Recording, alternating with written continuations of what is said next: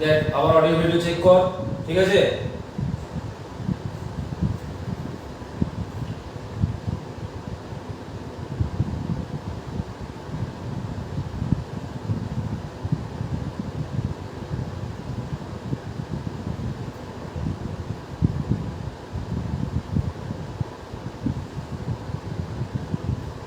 বাইরে ভীষণ বৃষ্টি পড়ার সম্ভাবনা আছে, যে কারণে লিঙ্কটি চলে যাচ্ছে।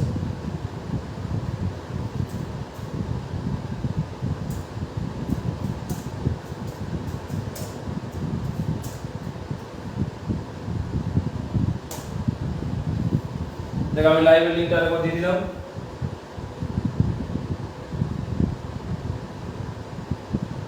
আর আমি রুমটাতে আরেকবার কানেক্ট হয়ে যাচ্ছি।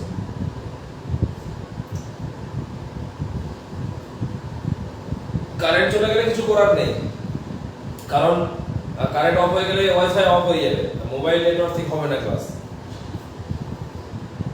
মোবাইলের নেটওয়ার্কই লয় কোনো, তো কিছুই শুনতে পাবে না।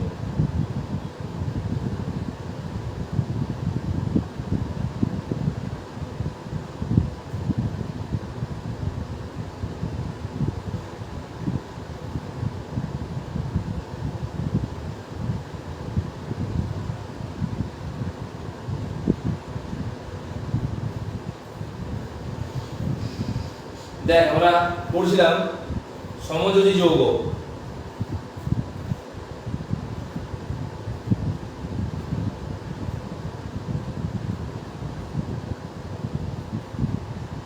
রুমটা আসছে না কেন?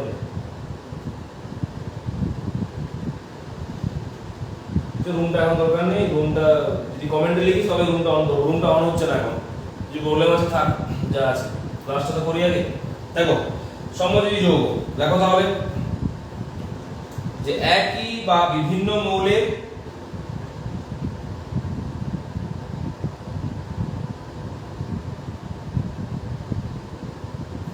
একই বা বিভিন্ন মৌলের পরমাণুগুলির মধ্যে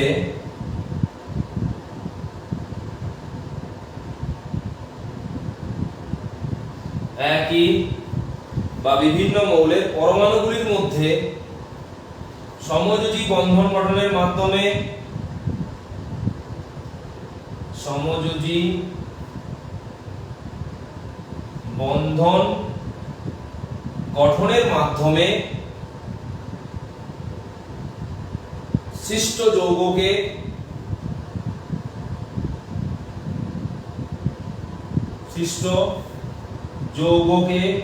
বা অণুকে সৃষ্ট যৌগকে বা অণুকে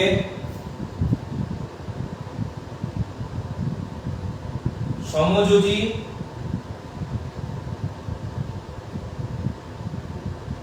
যৌগ বলে বা অণু বলে, ঠিক আছে?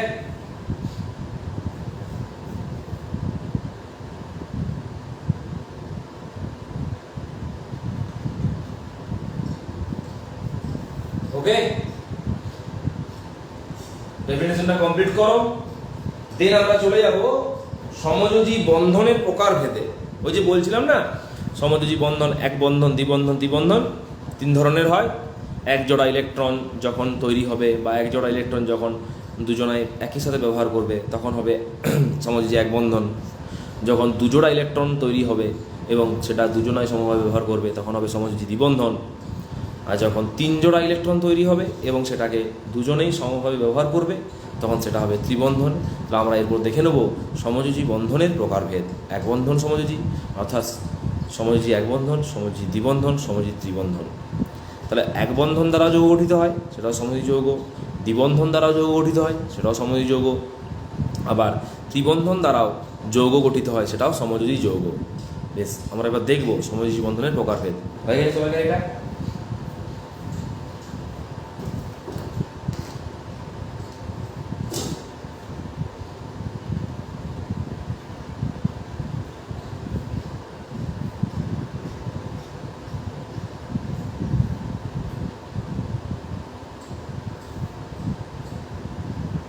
ওকে, আমি এই এক্সাম্পলটা মুছে দিচ্ছি এরপরে। হ্যাঁ,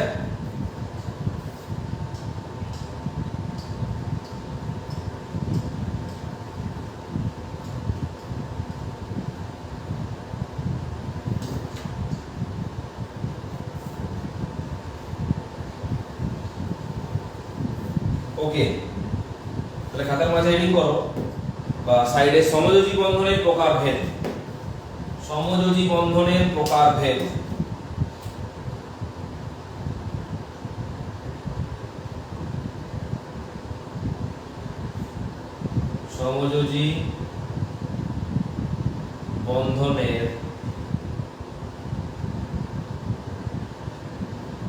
সমযোজী বন্ধনের প্রকারভেদ হয়েছে। এবারে মাঝের এক সমযোজী বন্ধন,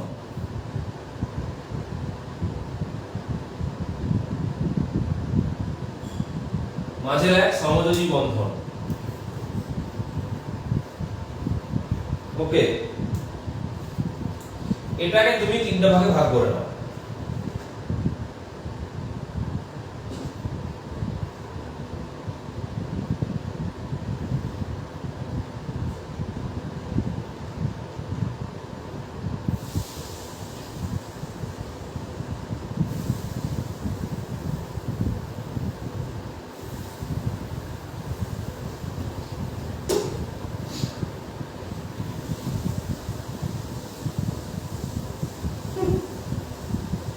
চলো লেখো এইভাবে, যেভাবে আমি লিখছি।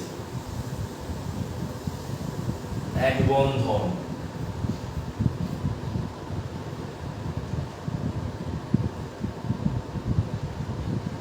দ্বিবন্ধন,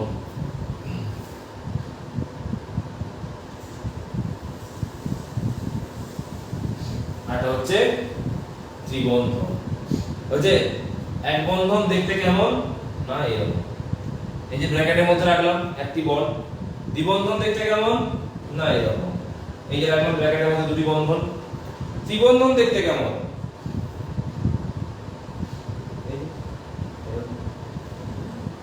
তিনটে লাইন হলে ত্রিবন্ধন, দুটো লাইন হলে দ্বিবন্ধন, আর একটা লাইন হলে এক বন্ধন। কখন এক বন্ধন গঠিত হয়? যখন এরকম এক জোড়া ইলেকট্রন থাকে, তখন আমরা এটাকে এইভাবে লিখব। তো দ্বিবন্ধন কখন গঠিত হবে?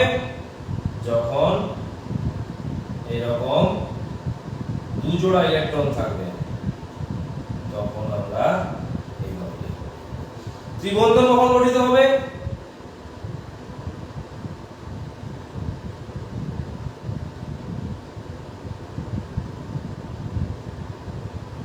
যখন তিন জোড়া ইলেকট্রন পাবো।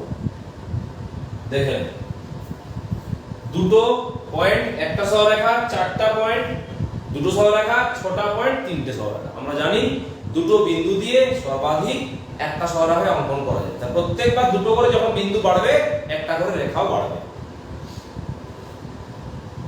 এক্সাম্পল দিয়ে দিচ্ছি, যেমন ধর এক বন্ধন যুক্ত অণু ক্লোরিন, একটু আগে করলি এক বন্ধন যুক্ত অণু ক্লোরিন, কেমন দেখতে সেটা? Cl single bond Cl, Cl single bond Cl। দ্বিবন্ধন যুক্ত অণু অক্সিজেন অণু অর্থাৎ O2, যার অভাবে বিশ্ব কাঁদছে। অক্সিজেন অণু হচ্ছে O2, কেমন দেখতে? অক্সিজেন ডবল বন্ড অক্সিজেন, এটা হচ্ছে অক্সিজেনের স্ট্রাকচার। এটা ভাবিছিলাম আমি প্রথম বন্ধনী তুলে তৃতীয় বন্ধনী কেন দিলাম, জাস্ট ওটা কোনো কারণ নেই। আর ত্রিবন্ধন যুক্ত অণু হচ্ছে নাইট্রোজেন N2, ত্রিবন্ধন যুক্ত অণু হচ্ছে নাইট্রোজেন N2, সেটা কেমন দেখতে? N ত্রিবন্ধন N। এগুলো জাস্ট আমরা একটা করে एग्जांपल নিয়ে নিলাম, এক বন্ধন, দ্বিবন্ধন আর ত্রিবন্ধনের।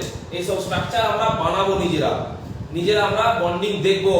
অক্সিজেন পরমাণু কিভাবে পরস্পরের সাথে যুক্ত হয়ে অক্সিজেন অণু প্রদান করছে, নাইট্রোজেন পরমাণু কেমন করে পরস্পরের সাথে যুক্ত হয়ে নাইট্রোজেন অণু গঠন করছে, ক্লোরিন পরমাণু পরস্পরের সাথে যুক্ত হয়ে কিভাবে ক্লোরিন অণু গঠন করছে, সেটা আমরা দেখে নিয়েছি।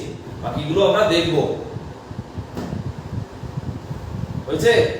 এতক্ষণে আমার একটা প্রাইমারি ক্লাস শেষ হলো, প্রাইমারি কনসেপ্ট দেওয়া কমপ্লিট হয়েছে। কি সম্বন্ধে? না আয়নীয় যোজ্যতা, আয়নীয় বন্ধন, আয়নীয় যৌগ, সমযোজী সমযোজ্যতা, সমযোজী বন্ধন, সমযোজী যৌগ এবং সমযোজী বন্ধনের 3টি প্রকারভেদ। এগুলোকে আমরা এবারে অ্যাপ্লিকেশন, মানে এগুলোর প্রয়োগ করব, এগুলোর অ্যাপ্লিকেশন হবে এরপর। কি হবে, এগুলো কোথায় কোথায় কাজ করছে।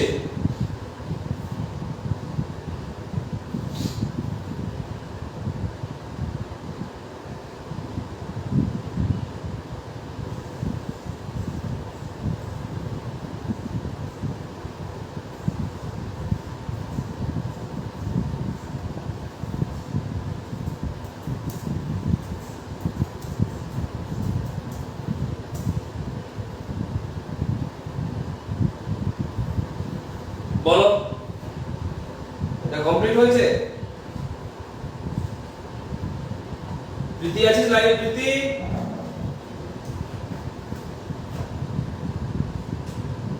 প্রীতি আছিস? থাকলে জানা, না হলে তো ডাক নাম ধরে ডাকতে শুরু করবো এবার। দিদি বলছে স্যার বাইরে ভীষণ ঝড় দিচ্ছে, এই ওয়েদারে কি আর পড়তে মন যায়? না সেটা যায় না, সেটা ঠিক, এই ওয়েদারে পড়তে মন যায় না, কিন্তু করবি নাকি? ডেলি ওয়েদার পাবি এরকম। আচ্ছা ঠিক আছে, প্রীতি আছে, সেহেতু আমরা প্রীতি যেহেতু আছে তাই প্রীতি ডাকনাম ধরে ডাকছি না। যেদিন প্রীতি থাকবে না সেদিন আমরা ডাকবো অবশ্যই।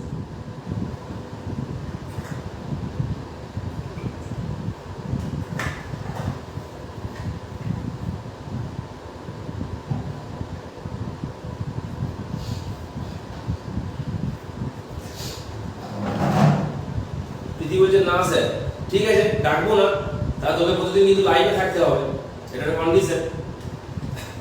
আচ্ছা প্রতিদিন থাকলে আমি কোনোদিনও ডাকবো না, ঠিক আছে। আচ্ছা চলো এবার আমরা বন্ডিং শিখবো কেমন করে করতে হয়। হ্যাঁ, আমরা না শিখেই দু একটা এক্সাম্পল করেছি, আমি করেছি, তোমাদেরকে আমি করতে বলিনি। এরপরে আমি তোমাদেরই করতে বলবো, আমি আর করবো না। দেখো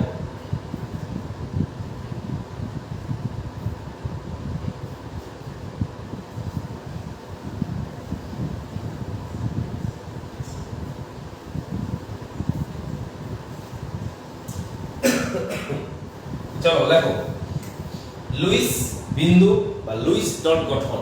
এই পদ্ধতির নাম হচ্ছে লুইস, বিজ্ঞানী লুইস এটা প্রবর্তন করেন। প্রবর্তক হচ্ছে লুইস। কেমিক্যাল বন্ডিং এর সমযোজতার যে বন্ধন, এক বন্ধন দ্বিবন্ধন, এই সব কিছু প্রবর্তক হচ্ছে আমাদের বিজ্ঞানী লুইস।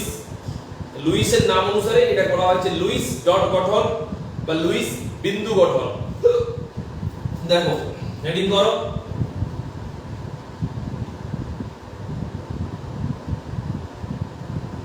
লুইস বিন্দু বা লুইস ডট ডট মানে ফুটকি লুইস ডট গঠন। বিজ্ঞানী লুইস এগুলোকে ডট বা বিন্দু দ্বারা বুঝিয়েছিলেন, তাই তখন থেকে নাম হয়েছে লুইস বিন্দু বা লুইস ডট। কেমন করে করতে হয় লুইস ডট। এই যে আমরা এতক্ষণ ধরে বলছিলাম না যে কোনটা মৌলের পরমাণু ইলেকট্রন বিন্যাস করছিলাম, তারপরে তার সর্বশেষ কক্ষের ইলেকট্রনগুলো নিচ্ছিলাম, সেই মৌলের পরমাণু সেই মৌলের নেট ডিস্টার্ব করছে আবার, লে কারেন্ট চলে গেল, এবার নেট ডিস্টার্ব শুরু হলো। ঠিক আছে তো, ঠিক আছে এখন শোনা যাচ্ছে? আমি বলি আরেকবার, মৌলের পরমাণু চিহ্নের গায়ে তার সর্বশেষ কক্ষের ইলেকট্রনগুলিকে ডট চিহ্ন, ক্রস চিহ্ন বা বিন্দু চিহ্ন দিয়ে বোঝানোই হচ্ছে লুইস ডট গঠন। লুইস ডট গঠন যেমন ক্লোরিনের সর্বশেষ কক্ষের 7টি ইলেকট্রন Cl লিখে পরে ওর চারপাশে আমরা 7টি ইলেকট্রনকে বসিয়ে দিই, এটা হচ্ছে ক্লোরিনের লুইস ডট গঠন। একটু ওয়েট করো, নেট কানেকশন প্রবলেম করছে, ঠিক হোক। বাইরে যা ঝড় দিচ্ছে বা প্রবলেম হওয়া স্বাভাবিক।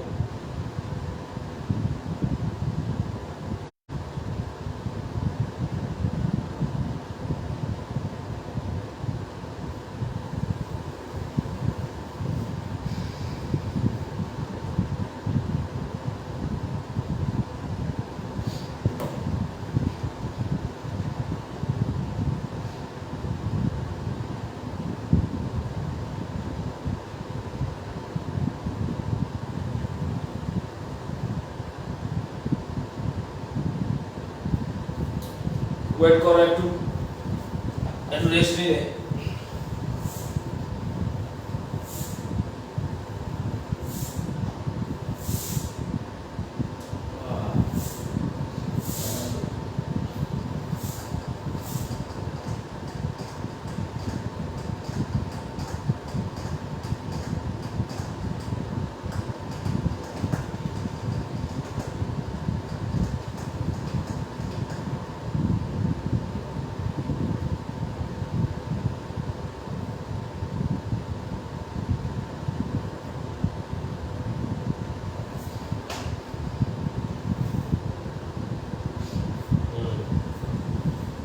ঝড় জল বৃষ্টি যেদিন হবে সেদিনে নেটওয়ার্ক প্রচুর প্রবলেম করবে, তো কিছু করার নেই, ন্যাচারাল।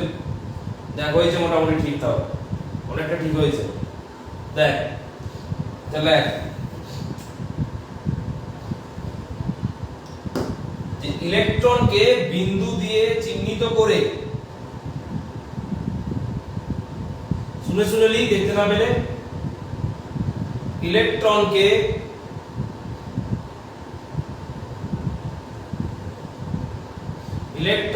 বিন্দু দিয়ে চিহ্নিত করে, ইলেকট্রনকে বিন্দু দিয়ে চিহ্নিত করে একটি সমযোজী বন্ধনের জন্য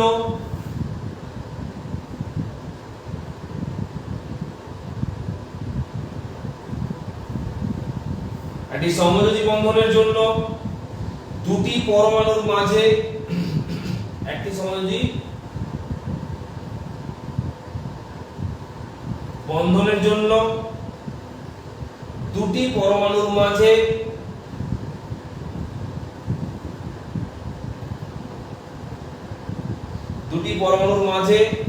এক জোড়া বিন্দু লিখে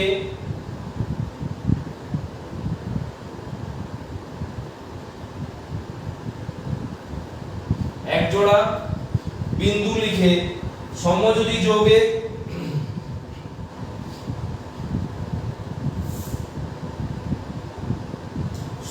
যৌগে যে গঠন প্রকাশ হয়,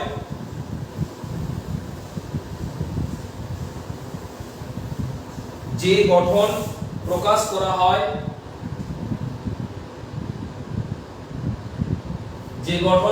করা হয় তাকে লুইস বিন্দু গঠন